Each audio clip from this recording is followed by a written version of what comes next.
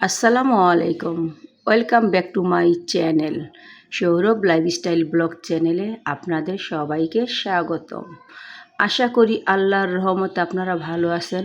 আলহামদুলিল্লাহ আমি আমার পরিবারের সবাইকে নিয়ে ভালো আছি।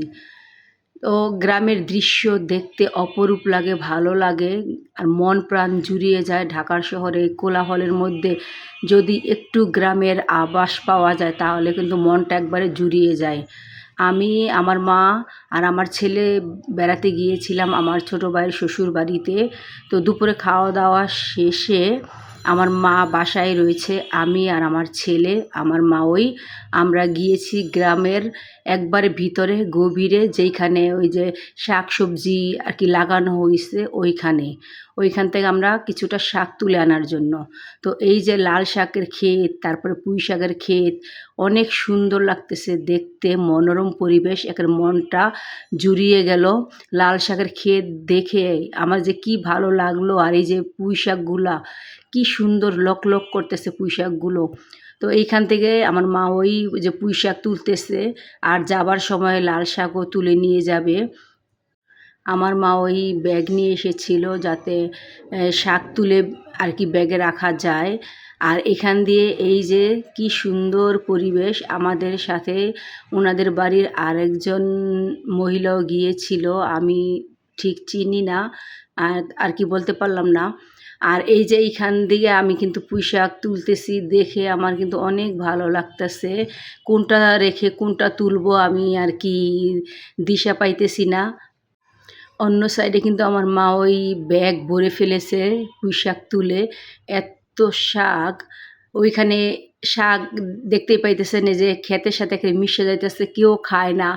আর আমরা ঢাকার শহর পুঁই শাক, লাল শাক কত আর কি দাম দিয়ে কিনে খাই, 30 টাকা 40 টাকা আটি। তো এই ক্ষেতেতে কিছুটা পরিমাণ শাক তোলা হয়েছে। আমি, আমার মা, আমরা সবাই আবার আর একটা ক্ষেতে যাইতেছি ওইখান থেকে শাক তোলার জন্য। এই যে এইগুলো কিন্তু পুঁই শাকের ক্ষেত, বিঘায় বিঘায় জমিতে ক্ষেত করে রেখেছে। আর এইগুলো হইতেছে আরেকটা ক্ষেত, কি সুন্দর হলুদ হলুদ ফুল হয়ে রয়েছে। আর নিচে কিন্তু কহি ঝুলে ঝুলে আছে, বিশাল বড় বড় কহি।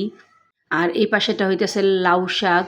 এই যে লাউ শাকের পাতাগুলা কি সুন্দর বাতাসে দুলতেছে আর লক লক লক লক করতেছে। আর এই সাইডেরগুলো কিন্তু পাট ক্ষেত, মানে পাট শাক। এগুলো আর কি বুড়ো বুড়ো হয়ে গেছে, এখন আর কেউ খায় না। আর এই যে পেঁপে গাছ, কত সুন্দর পেঁপে ধরে আছে। এখন আমরা আরেকটু ভিতরে যাইতেছি, ওই তো দেখতে পাইতেছেন লাল শাকের ক্ষেত, দেখতে কি ভালো লাগতেছে। আর এই দিক দিয়ে বড় বড় গাছের আর কি জঙ্গল। মা কিন্তু পুঁই শাক, তারপরে হেঁচি শাক, কলমি শাক, এগুলো অনেকগুলো তুলেছে। তো এখন বাসায় যাওয়ার পথে এই যে লাল শাকের ক্ষেতের থেকে লাল শাক তুলতেছি।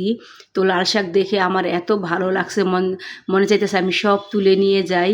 তো এখানে বসে কিছুটা লাল শাক তুলে নিলাম। আর এই যে মাওই এক ব্যাগ বসছে আর আমার হাতে এক ব্যাগ, 2 ব্যাগ শাক আমরা তুলে নিয়েছি। আমাদের শাক তোলা শেষ, এখন আমরা বাসার দিকে রওনা দিলাম।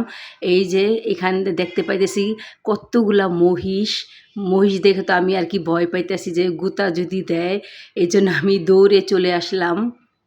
আর আমি আগে জানতাম না যে মহিষ গুতা দেয় না, ওই লোকটা বলল যে মহিষ গুতা দেয় না। আমি ভাবছি যে গরুর মতো মানে মহিষও গুতা দেয়। তো বাসায় চলে এসেছি। এই যে আমার ভাইয়ের বউ শাকগুলো ঢালতেছে, ওদের জন্য কিছুটা রাখবে আর আমাদের কিছুটা দিবে। আর এতগুলো শাক তো বাসায় এনে খাওয়া সম্ভব না, নষ্ট হয়ে যাবে। এই জন্য আমার ভাইয়ের বউ ওর মাদের জন্য কিছু রাখছে আর আমাদের জন্য দিয়ে দিছে। এখন যাওয়ার সময় তো আমার মাই বলল নাস্তা করে যাও।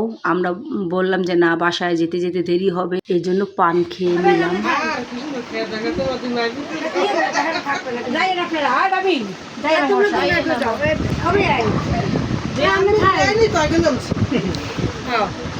জায়গা না নি যাই শুনেন নাই আমি ওরে তুই যত তোমরা 2 মাস দিন আর তোমরা 2 মাস ভিতরে যাবে আমি তুই তো কাকা বাকি দিয়েছে না সকাল সকাল যাইবে আচ্ছা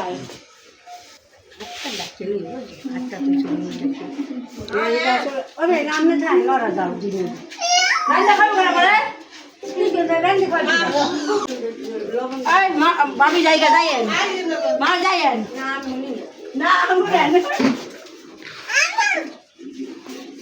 টাটা কি করবো এত মানে মনে রাখা। আমরা বাসায় চলে এসেছি। বাসায় এসে তারপরে ফ্রেশ হয়ে নিচে গিয়েছিলাম নাস্তা আনতে। নাস্তা নিয়ে এসেছি। আমার মা বলতেছে পুরি খাবে আর আমার ছেলে বলতেছে আম দিয়ে দুধ দিয়ে খাবে। তাই খুব সুন্দর সুন্দর আম দেখে আর লোভ মানলো না, তাই কিনে নিয়ে আসলাম আর পুরি চা নিয়ে আসলাম। তো ওইখান থেকে আস্তে আস্তে রাত হয়ে গেছে। তো রাত্রে আর আমার মা রান্না তেমন কিছু করবে না, বলতেছে দুধ জাল দিবে আর এই যে আম দিয়ে দুধ দিয়ে ভাত খাবে। আর এই যে এখন সন্ধ্যার সময় আমরা এই যে পুরি খাবো আর চা খাবো। তো এখন আমি আমার ছেলে আর আমার মা সন্ধ্যার নাস্তাটা করে নিব। সন্ধ্যা বলতে এখন প্রায় 7:30 বেজে গেছে। গাড়ি জার্নি করে এসে আমার মার খুব টায়ার্ড লাগতেছে, এই জন্য আমার মা বলল যে আজকে রান্নাবাড়া করবে না, শুধু দুধ জাল দেবে। তো আমরা বললাম ঠিক আছে। এখন এই যে আমার মা চা ঢেলে দিল কাপে আর ছোট্ট একটা মগে। কাপেরটা আমার ছেলে খাবে আর মগেরটা আমি খাবো। এটা ছিল পরের দিন সকালকার ভিডিও। আমি আর আমার মা মিলে শাকগুলো বেছে নিতেছি। যেহেতু মাটিতে শাকগুলো ছিল এই জন্য খুব ভালো করে পোকামাকড় দেখে আমি শাকগুলো বেছে নিতেছি। আর আমার মা এই যে পুঁই শাকের ডাঁটাগুলো কেটে নিতেছে। আর শাক আমি বাছি, আমার কারো হাতের শাক বাছা কিংবা খাওয়া ধোয়া এগুলো পছন্দ হয় না। এই জন্য আমাদের বাসায় শাক আনলে আমি খুব সুন্দর করে একটা একটা করে বেছে নেই। তো শাক যেহেতু অনেকগুলোই আনা হয়েছে, কিছুটা শাক আমি আমার ছোটো ভাইয়ের বউর জন্য রেখে দিয়েছি। ওরা আসে নাই, ওরা আসলে নিয়ে যাবে। আর কিছুটা শাক আমাদের আশেপাশের আত্মীয় স্বজনদেরকে দেওয়া হয়েছে। আর কিছুটা শাক আমাদের জন্য রাখা হয়েছে।